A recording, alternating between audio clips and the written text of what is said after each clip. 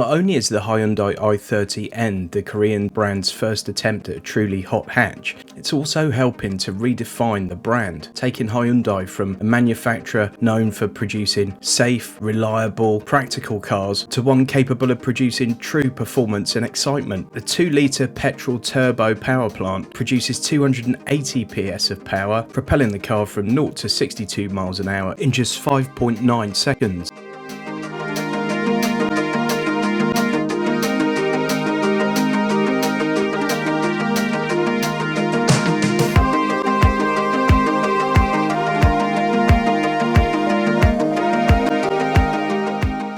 The car's got a very usable 381 litre boot with some underfloor storage.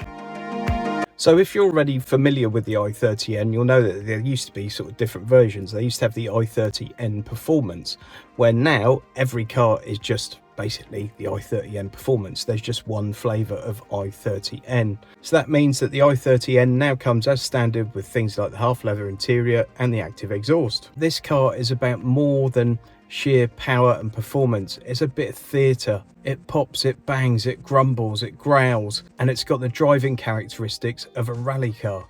It's an unbelievably well engineered piece of kit. Now the interior in this car might not be the most exciting, but it's certainly well built and extremely well laid out. They've really thought about the driver, and all the controls are in a really sensible and easy to get to place. You've got physical knobs and dials for things like the volume control and the air conditioning. You've even got a proper handbrake. There's a thing. The interior is well put together, well laid out, if a little unspectacular. Legroom and headroom are very good in the back here. You could easily accommodate a couple of 6-foot adults in here in comfort. The middle seat is only really a half to 2/3 seat, but it should be reasonably comfortable on a short journey. You just wouldn't want 3 full-size adults in here on a long journey. Now when it comes to the driving dynamics of the i30 N, it's every inch the hot hatch. Not only has it got a 0 to 60 time of sub 6 seconds, it's got the best part of 280 horsepower, and it puts that power down exceptionally well.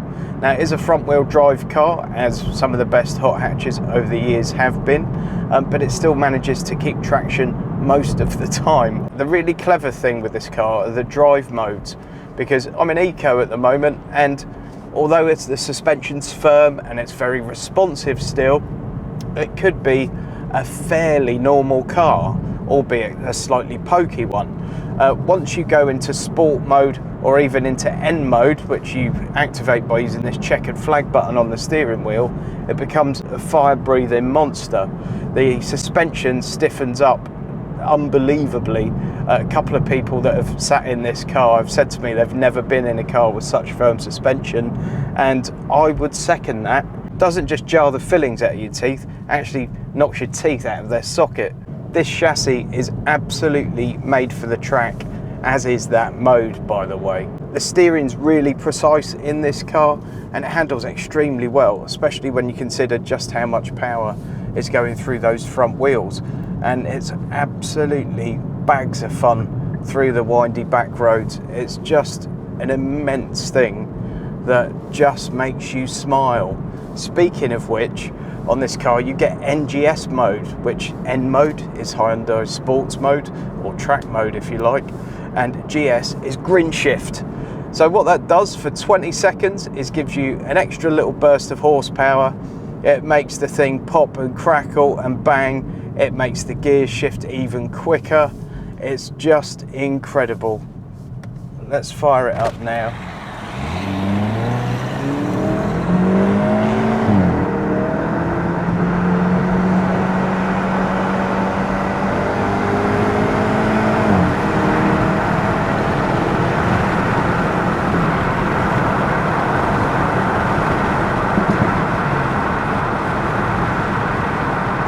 Pops and bangs are plenty. Grin shift is just such a perfect term for it, because as well as those sort of heightened driving dynamics, you also get that soundtrack along with it, and it just makes you smile. You cannot help but smile. It's just such a fun car, and it's not taking itself too seriously, despite being an absolutely serious piece of kit. Now the combination of this 2-litre petrol engine and this 8-speed dual clutch transmission is perfect. The transmission is an absolute masterstroke. It works so well. Just plonking it into drive and letting the gearbox work things out for itself, it works perfectly. But go to the paddles and you can have a bag of fun with this. You really can. Now, we've been in eco mode up to now, and I'm going to drop the window again, and I'm just going to put it into N mode. You can immediately hear a much bassier and raspier exhaust note.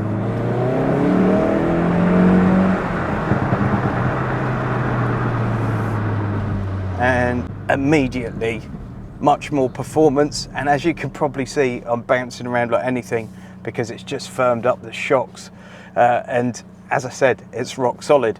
Now, you can customize all that, so if you like the aggressive power but you don't want so much noise coming from the exhaust, or you don't want the suspension to be quite so firm, it's all massively customizable via the on-screen menu.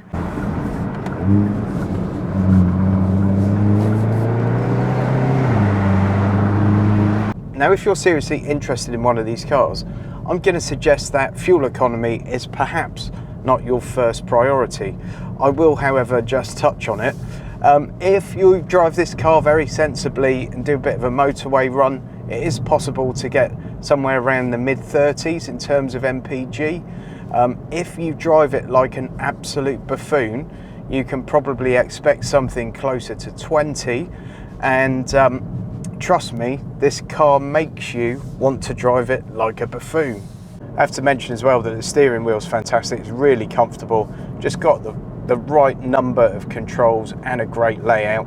And with a performance car like this, the fact that you can just go into the performance modes with a touch of your thumb without taking your hands off the wheel is great.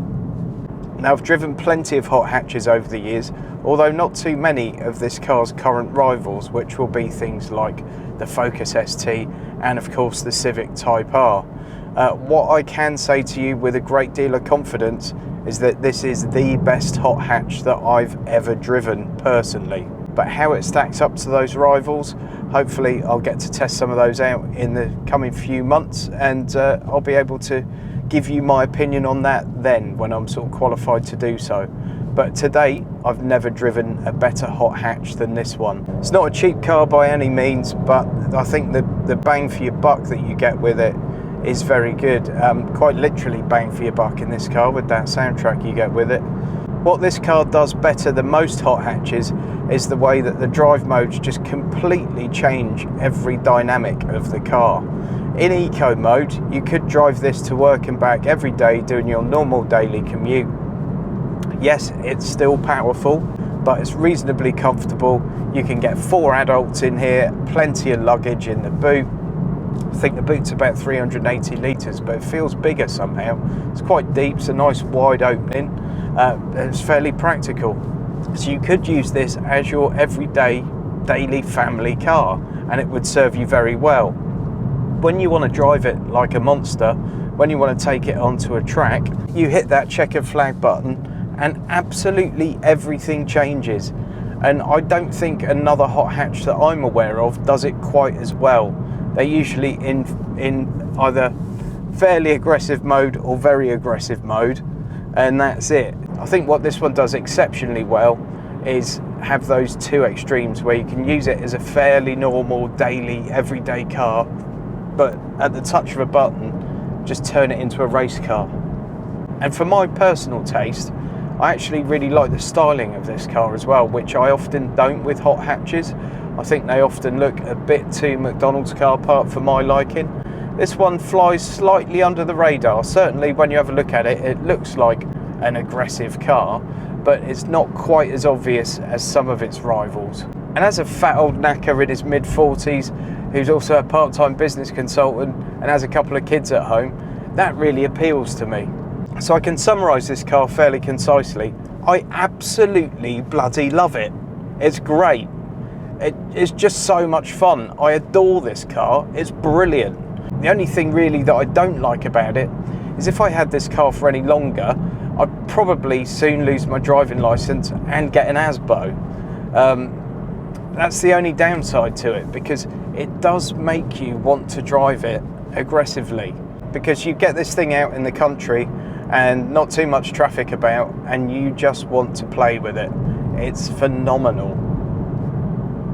I can't really believe what Hyundai are doing with these N cars. They just feel so special, and it'll be interesting to see how they transition from the feel that you get with these cars once they start releasing N versions of their EVs. Please don't forget to give this video a thumbs up, and please subscribe if you haven't already done so. Thanks ever so much for watching, folks, and I'll see you in the next one. Now, if you like this one, go and check this video out. Thanks.